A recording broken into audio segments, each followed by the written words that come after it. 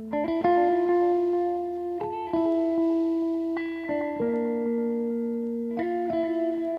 Friends, welcome back to my SM food blog channel. আপনারা সবাই কেমন আছেন? আশা করি সবাই ভালোই আছেন। আমিও খুব ভালো আছি। আমি আবারও হাজির হয়ে গেছি আপনাদের জন্য নতুন একটা টেস্টি সুস্বাদু ডিমের রেসিপি নিয়ে। তো আপনারা যারা আমার চ্যানেলে নতুন, আমার চ্যানেলটিকে অবশ্যই করে সাবস্ক্রাইব করবেন, পাশে থাকা bell icon notification all mode করে দেবেন, তাহলে সবার প্রথমে আমার ভিডিও আপনাদের কাছে পৌঁছে যাবে।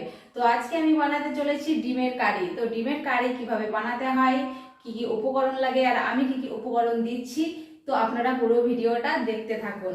তো ডিম সিদ্ধ করার জন্য প্রথমেই আমি গ্যাসটা অন করে নিলাম, কড়াই আমি বসিয়ে দিলাম। কড়াই গরম হয়ে গেছে, এটা বেশ আমি অনেকটা পরিমাণ কড়াইয়ে জল নিয়ে নেব ডিমগুলোকে সিদ্ধ করার জন্য।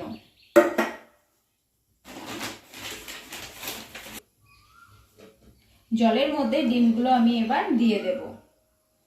আপনারা দেখতেই পাচ্ছেন আমি বেশ অনেকটাই জল দিয়েছি, এই জন্যই আমি জলটা দিয়েছি ডিমগুলো যেন ভালোভাবে পুরোপুরিভাবে ডুবে থাকে, তাহলে ডিমটা খুব সুন্দরভাবে সিদ্ধ হবে। এবার আমি দিয়ে দেব ডিমের মধ্যে লবণ, অল্প পরিমাণ আমি লবণ দিয়ে দিলাম। এই লবণটা এই জন্যই আমি দিলাম, অনেকে ডিমটা যখন সিদ্ধ করে নেয়, সিদ্ধ করার পর ছাড়ানোর সময় অসুবিধা হয়, ঠিকঠাকভাবে ছেড়ে আসে না। এই লবণটা দিলে ঠিকঠাকভাবে ডিমের খোসাগুলো খুব সুন্দরভাবে ছেড়ে আসবে।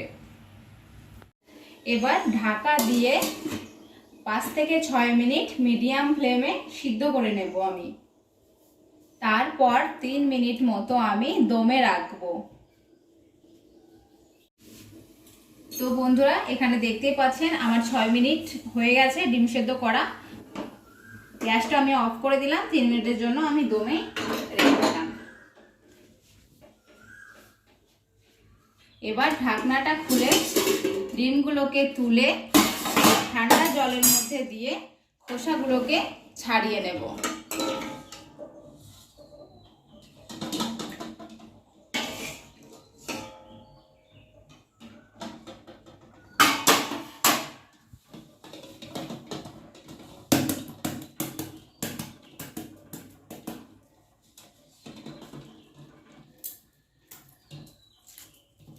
দেখতেই পাচ্ছেন বন্ধুরা, খুব সুন্দরভাবে খোসাটা কিন্তু ছেড়ে আসছে।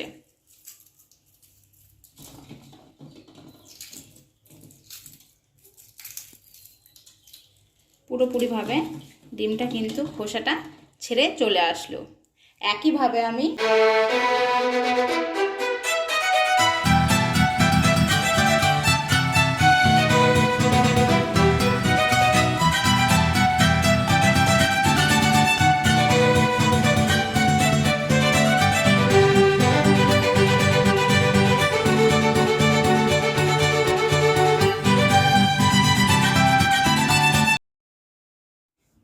দেখতেই পাচ্ছেন বন্ধুরা, পারফেক্টভাবে ডিমগুলি বয়েল হয়ে গেছে। এবার আমি এই ডিমগুলি কেটে নেব, অর্ধেক অর্ধেক করে কেটে নেব।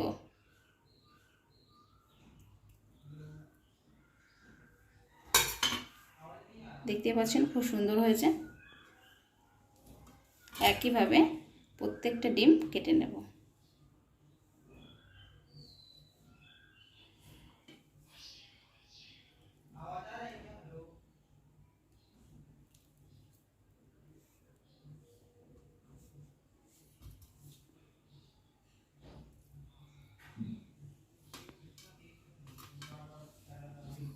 কড়াই গরম হয়ে গেছে আমার, তো সামান্য পরিমাণ আমি তেল দিয়ে দিলাম কড়াইয়ে। তেলটা গরম করে নেব। খুব সুন্দরভাবে তেলটা গরম হয়ে গেছে আমার। এবার আমি দিয়ে দেব হাফ চা চামচ লবণ তেলের মধ্যে, 1 চামচ মতো লঙ্কার গুঁড়ো দিয়ে দিলাম, আর 1 চামচ মতো হলুদের গুঁড়ো। ভালো করে মিশিয়ে নেব। মেশানো হয়ে গেছে। এবার আমি কেটে রাখা ডিমগুলিকে ভেজে নেব।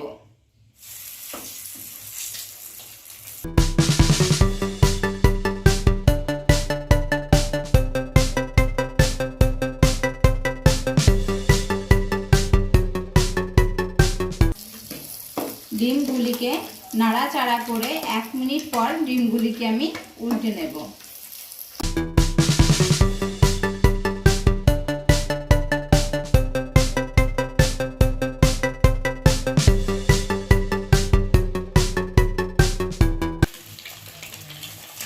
আর এক দিক আমি একইভাবেই আর 1 মিনিট মতো সময় দিয়ে ভেজে নেব। খুব সুন্দর দেখতেই লাগছে, উপর দিকটা লাল লাল করে ভেজেছি। আমি একইভাবে নিচের দিকটাও লাল লাল করেই ভাজবো। ডিমগুলো আমার ভাজা হয়ে গেছে, এবার আমি একে একে নামিয়ে নেব।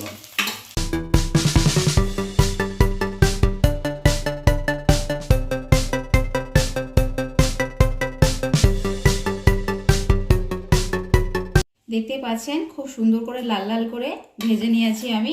লাল লাল করে ভাজলে রান্নার টেস্টটা খুব সুন্দর আসে। এবার আমি এই একই তেলে মশলাটাকে কষিয়ে নেব। তো প্রথমেই আমি লঙ্কা চিড়ে দিয়ে দিলাম,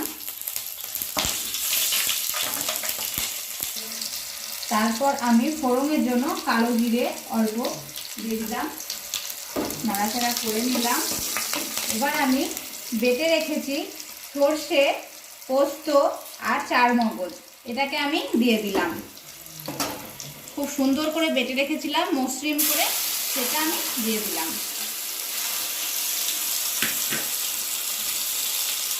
তার সাথে আমি দিয়ে দেব বেটে রাখা আদা আর রসুন, 1 টেবিল স্পুন করে রসুন আর 1 টেবিল স্পুন আদা বেটে রেখেছিলাম, পুরোটাই আমি দিয়ে দিলাম। এবার আমি নাড়াচাড়া করে নেব, খুব সুন্দর করে নাড়াচাড়া করে নেব। নাড়াচাড়া করার পর খুব ভালোভাবে আমি মশলাটাকে কষিয়ে নেব। মশলাটা প্রায় কষে এসেছে, এবার আমি দিয়ে দেব বেটে রাখা পেঁয়াজ,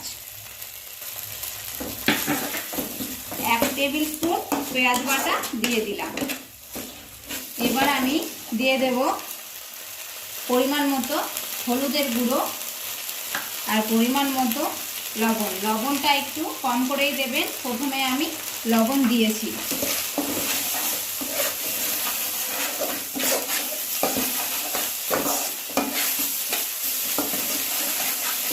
মশলাটা খুব সুন্দরভাবে কষা হয়ে গেছে, মশলা থেকে তেল ছাড়া শুরু করে দিয়েছে।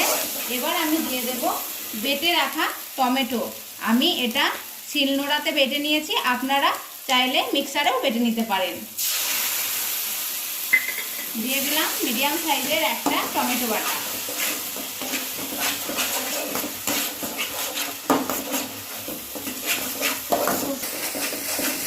খুব সুন্দরভাবে আমি নেড়ে চেড়ে কষিয়ে নেব।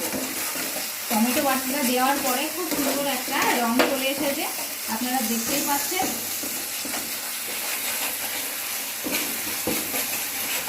এবার আমি দিয়ে দেব সামান্য পরিমাণ চিনি।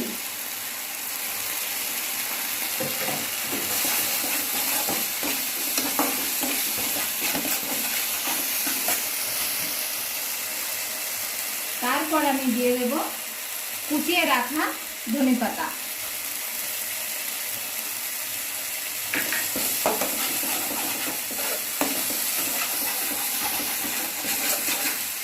খুব সুন্দরভাবে কষানো হয়ে গেছে আমার মশলাটা, মশলা থেকে তেল বেরিয়ে এসেছে। এবার আমি দিয়ে দেব অল্প পরিমাণ জল, দিয়ে দিলাম আমি এখানে জল।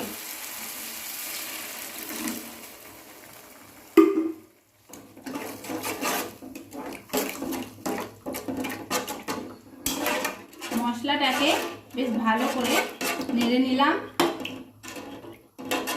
মশলার জলের সাথে থিকনেসটা খুব সুন্দর এসেছে, গাঢ় থিকনেস এসেছে, এরকমই আমি রাখবো। এবার আমি কেটে রাখা অর্ধেক ডিমগুলোকে ঝোলের মধ্যে দিয়ে দিলাম। ঠিক এমনভাবে আমি সাজিয়ে সাজিয়ে দেব।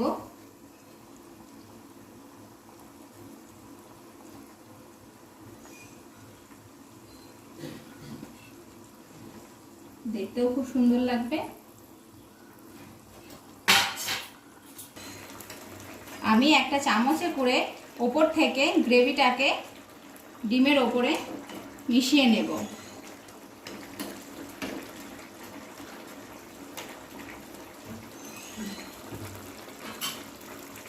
এবার আমি ওপর থেকে কয়েকটা চেরা কাঁচা লঙ্কা দিয়ে দেব।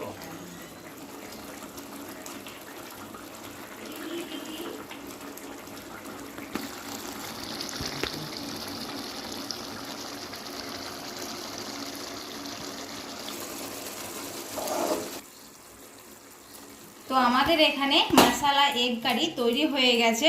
খুব সুন্দর গ্রেভিটা এসেছে, রংটাও খুব সুন্দর এসেছে। এবার আমি নামিয়ে নেব।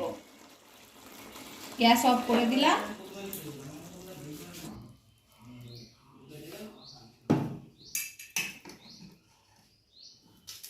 পুরোপুরিভাবে মশালা এগ কারি আমাদের তৈরি হয়ে গেছে।